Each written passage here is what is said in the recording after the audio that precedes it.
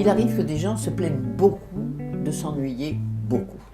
Alors quand on s'ennuie, qu'est-ce qui se passe? Il me semble observer que celui qui s'ennuie, aucune activité ne l'intéresse. Il n'y en a pas une qui lui parle.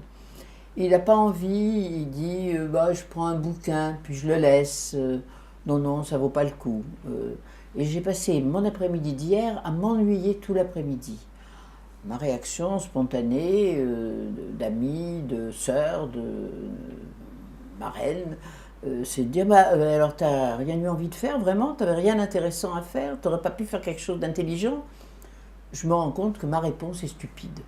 Parce que celui qui s'ennuie, d'abord, n'importe quelle proposition qu'on peut lui faire lui paraîtra toujours stupide.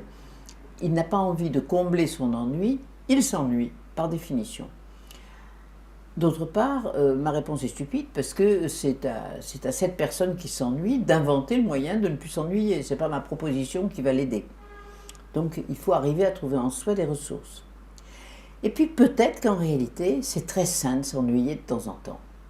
C'est très sain parce que pendant qu'on s'ennuie, des bonnes idées quelquefois finissent par naître. Parce que pour ne plus s'ennuyer, vraiment, il faudrait faire quelque chose d'important.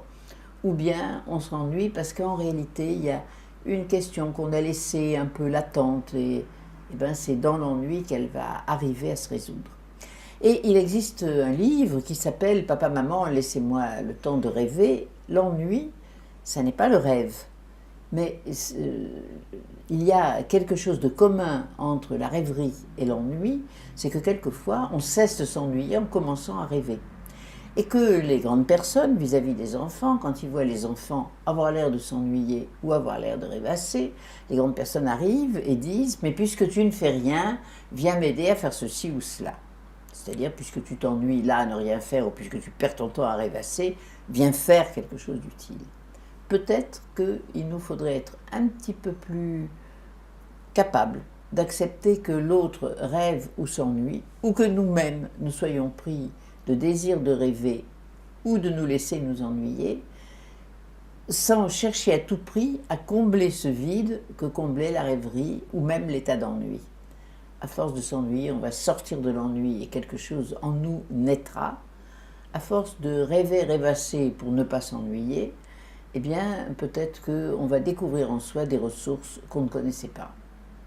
Et j'espère que jamais l'ennui ne sera stérile, mais je sais qu'il arrive qu'il le soit.